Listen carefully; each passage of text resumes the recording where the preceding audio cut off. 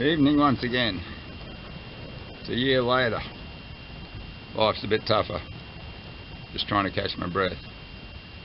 Going downhill a bit. But we're still out there doing stuff. Haven't felt so good for a long time after a day like today. Just lovely.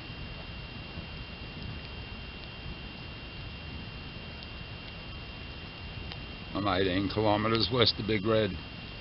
Come over there, beautiful. Down on Eyre Creek. It's got water in it at the moment. Nice and green after that big fresh that came through there a couple of months ago.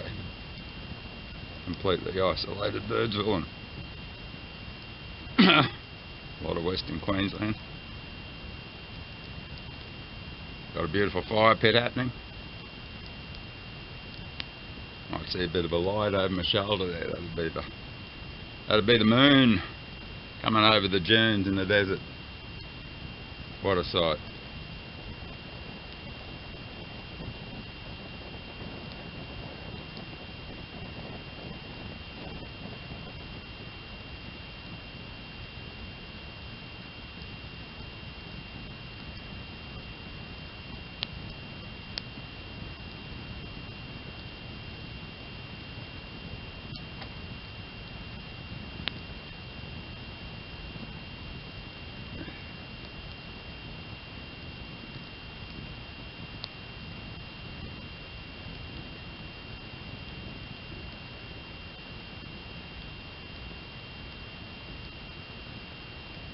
I'll put a bit more wood on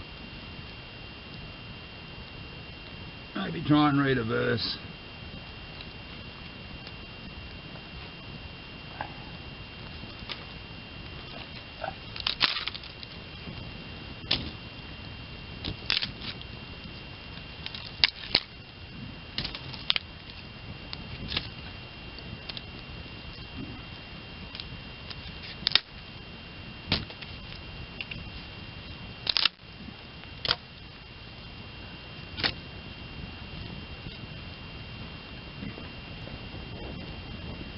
Now, I managed to get the wood on, but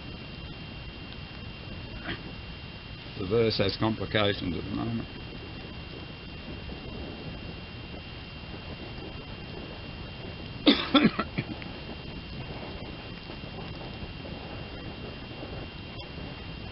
The combination lock on my briefcase has been bumped in transit, as you'd expect. Can't get it open. We'll sort that out later.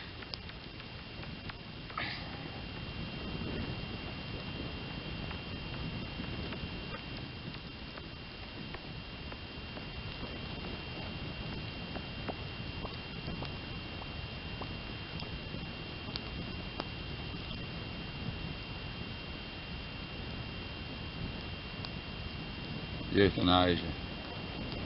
What right do other people have to say when someone can end their own life? I've made my mind up,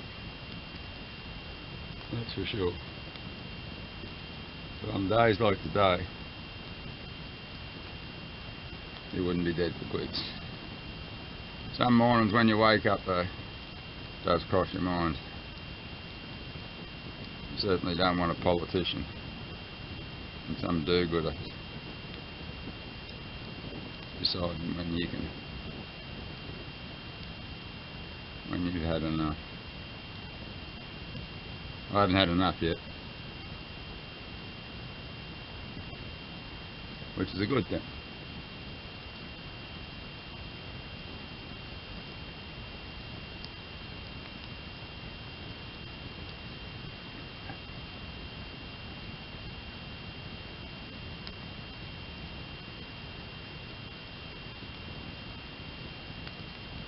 No one understands what it's like. You can't have healthy people telling unhealthy people they got to keep living when they don't want to. What the fucking use is that? I'm not out to killing people. If you've made up your mind and you've had enough, you've got the right. Not anyone else.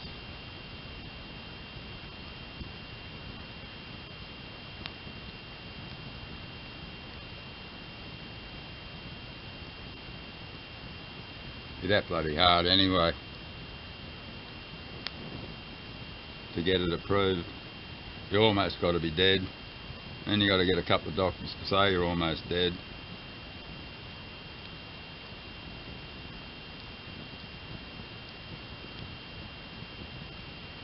A reasonably sane, sensible person pretty well knows when they're almost dead.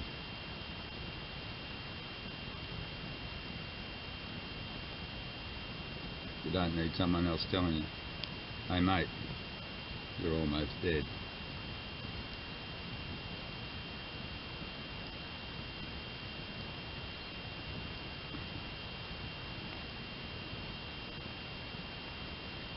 I'll try and pick a cheerful verse when I do find it. Just filling in time. Having a chat to myself again. But hey, I got to be on my own a lot. You can't expect anyone to put up with what I have to present.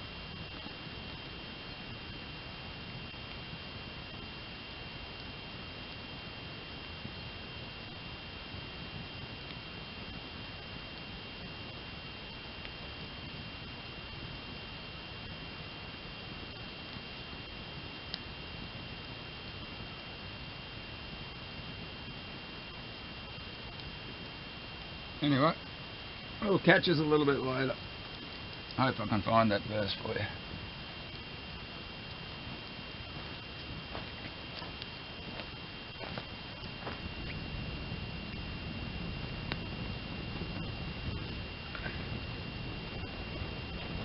Evening. We're back.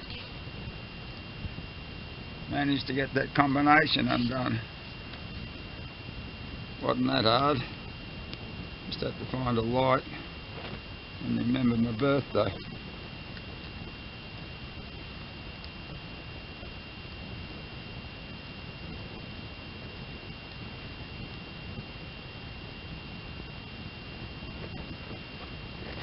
We're at Eyre Creek still. Just west of the Big Red. Almost on the edge of the Simpson Desert. Got the moon above us, beautiful fire, and I'm going to try and read a verse, see how the voice box holds up.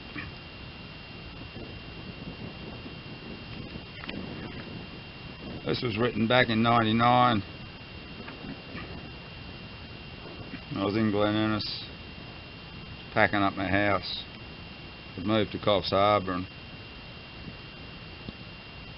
I was up there on my own, packing up all the possessions that one collects for whatever reasons. I had a bit of a think about it. It's always a challenge, but you got to keep thinking about things.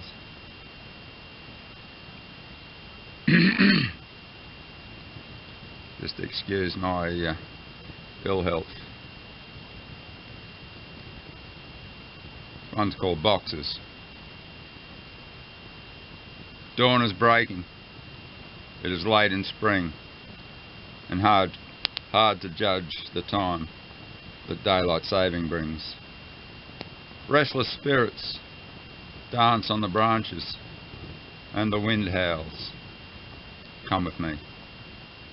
Birds occasionally burst in song, contributing their joy to the mountain morning chorus. The tableland sky looks void of life beyond the window, framed in grey. So bleak and so cold, so uninviting on this November's day. I believe I have a choice not to attend. In fact, I find it pushes me away. And as I drift, I remember those lonely winter days of past years when I would write to unleash the pain, to challenge my fear.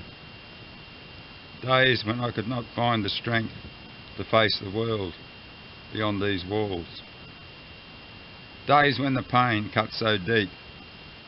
Days when my eyes could do no more than weep. Days I found comfort to hide inside, deep in myself, my eyes running wild. Once again, I relive this pain as I carefully place past mistakes into second-hand cardboard boxes. Can life be so fragile, to be held in such a way? I wonder, why would a man punish himself so much? Why hang on to so much stuff? I am torn, so torn. I pretend that I am free, yet I feel so trapped. Trapped by my own idiosyncrasies, my own false values of worth. I know better, still I can't seem to let go. I, the wind, naked with you. I need little more than our forest, our beach and our ocean. I peruse all before me, and there in the corner of my sleeping room I walk in my childhood, and I smell the blood of ancient wounds. Her blood. My nostrils flare, trying to capture that fleeting memory as I gaze into the marble-top washstand. The ornate tile back brings her to my room. I can still see her washing my hands in tempered water as I chase the soap around the ornate porcelain bowl. My sister and I would sleep over on the nights our parents worked. The wicker chair was spindled back, carved by a craftsman who loved his art, heard many stories told. Nana and her grandson, and her furniture so old. So many memories, so much pain. I think of her and her 3 sons, raising them alone before welfare was a word. My father and his pain, and I know I have to change. Past loves that came and went, and walked me through my tender years. What is my purpose? What am I chasing? What of my goal? I love the comfort, yet despise the restriction. Present and past lives filled with contradiction. Can I find the future locked in the past?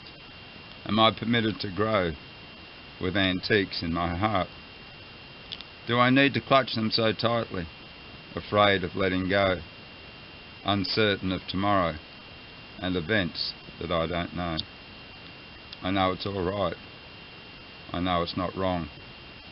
It's just growing pains, and it's time to move on. The tide is turning. What am I here for? What is my calling?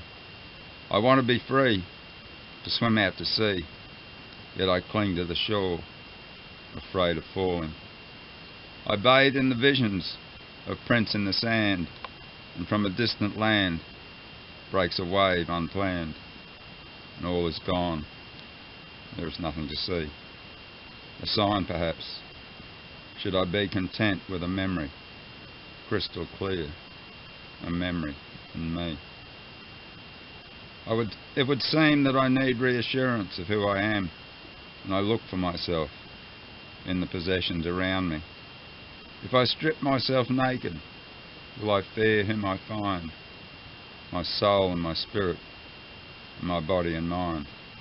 And here before me, once a beautiful home, now between walls and boxes, stands a man, alone. 19th of November 1999.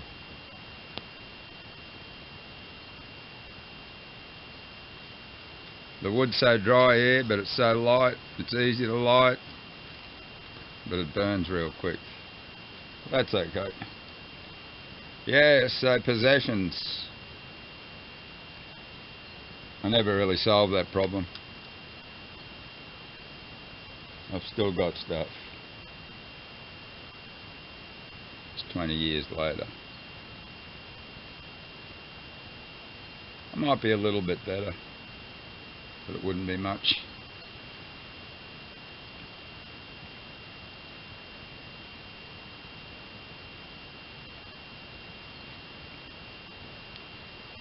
As long as you're aware of it, that's the first step. You can't solve a problem until you realise and admit that you got one. We're halfway there.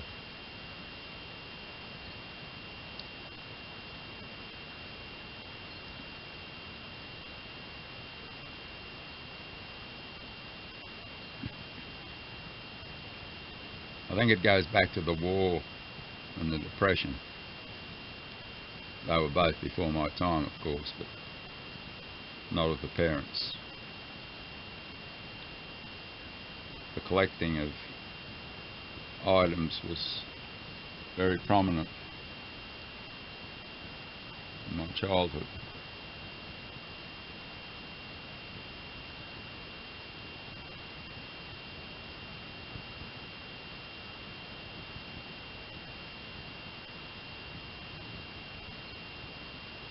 I think there was also the absence of any sort of luxury. When I started work and became financial enough to get the things I wanted, I treasured them. I just kept them. Kept buying things and kept them. Liked old things, bought old things and kept them.